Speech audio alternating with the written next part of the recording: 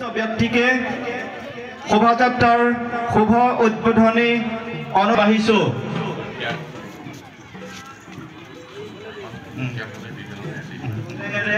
তেখেতৰ প্ৰতি আমি শ্ৰদ্ধা আৰু সন্মান নিবেদন কৰিছো তেখেতলৈ নিবেদন কৰিছো আজিৰ এই বৰ্ণাঢ্য সাংস্কৃতিক অনুষ্ঠানৰ শুভ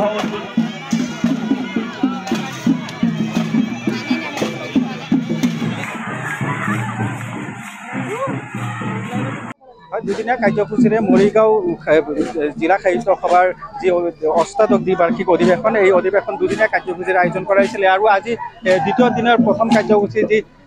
সাংস্কৃতিক শোভাযাত্ৰা আৰু সাংস্কৃতিক শোভাযাত্ৰা ইতিমধ্যে যি দীপেন নাথ সমন্বয় ক্ষেত্ৰৰ পৰা ইতিমধ্যে উলিওৱা হৈছে আৰু যি অসমৰ যি কৃষ্টি সংস্কৃতি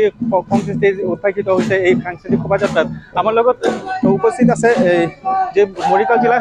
সাহিত্য সভাৰ নৱনিৰ্বাচিত সভাপতিগৰাকী উপস্থিত তাৰ পৰা কিছু কথা কি ক'বা আজি এটা সুন্দৰ পৰিৱেশ মায়ঙৰ কাৰণেও এটা ভাল দিন বুলি আমি পৰিগণিত কৰাইছে আজি অসম সাহিত্য সভাৰ মৰিগাঁও জিলা সাহিত্য সভাৰ অষ্টাদশ দ্বিবাৰ্ষিক অধিৱেশন মায়ং সাহিত্য সভাই আয়োজন কৰিছিলে দুদিনীয়া কাৰ্য হৈছিলে যোৱাকালি হৈ গ'ল ইতিমধ্যে সুন্দৰভাৱে আৰু আজি দ্বিতীয় দিনৰ কাৰ্যসূচী হিচাপে প্ৰথমতে এই সাংস্কৃতিক শোভাযাত্ৰা আৰম্ভ কৰিছে সাংস্কৃতিক শোভাযাত্ৰাত প্ৰায় 100টা বিভিন্ন জাতি জনগোষ্ঠীৰ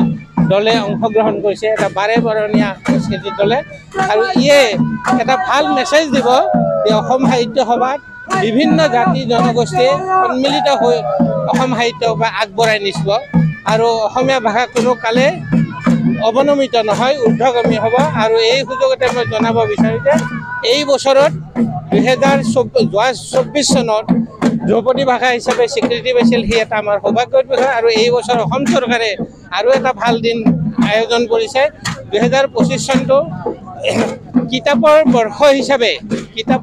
হিচাপে আয়োজন কৰিছে গতিকে কিতাপ পঢ়া পঠন লিখন বানান শুধৰণি ব্যাকৰণ এই আটাইবিলাক কামত জড়িত হ'ব অসমৰ অসমীয়া সাহিত্য সভাৰ সাহিত্য গ'লে গতিকে আমাৰ কাৰণে এটা ভাল আৰু পঢ়ুৱৈৰ সমাজ বৃদ্ধি কৰিব বুলি আমি আশা ৰাখিছোঁ ধন্যবাদ দুদিনীয়া কাৰ্যসূচীৰে যি মৰিগাঁও জিলা সাহিত্য সভাৰ অধিৱেশন অনুষ্ঠিত হৈছিলে আৰু আজি দ্বিতীয় দিন আদৰণি সমিতিৰ লোক আছে তেওঁৰ পৰা জানিব বিচাৰিম কি ক'ব কেনেধৰণৰ অনুভৱ আজিৰ অনুভৱটো একদম সুন্দৰ অনুভৱ এই অনুভৱে আমাৰ মনত ইমান আনন্দ দিছে যে অসমীয়া মানুহক যে এটা আগুৱাই যোৱাত নিদৰ্শন দাঙি ধৰিছে অসমীয়া মানুহৰ অন্তৰত যে অসম সাহিত্য বা জীয়াই আছে আজিৰ তাৰিখতো এই তাৰিখে আমাক এটা আগলৈকে আগুৱাই যোৱাত আৰু সহায় কৰিবলৈ আমি আশা ৰাখিছোঁ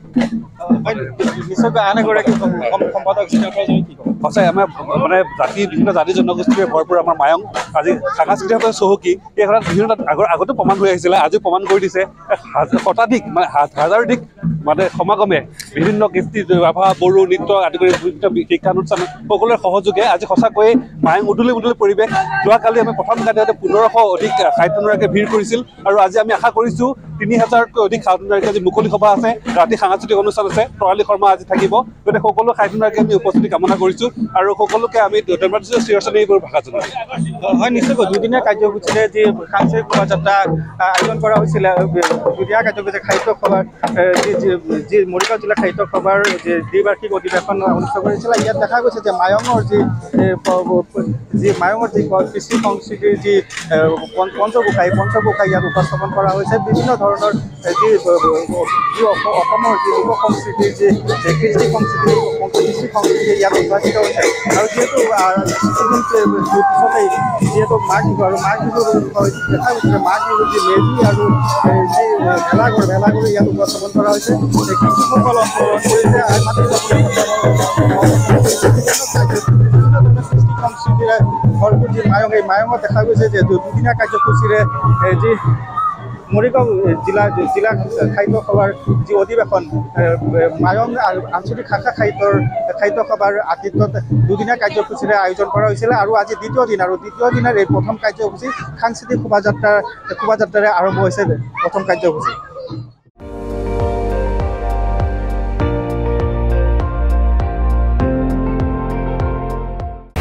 আপুনি চাই আছে ND24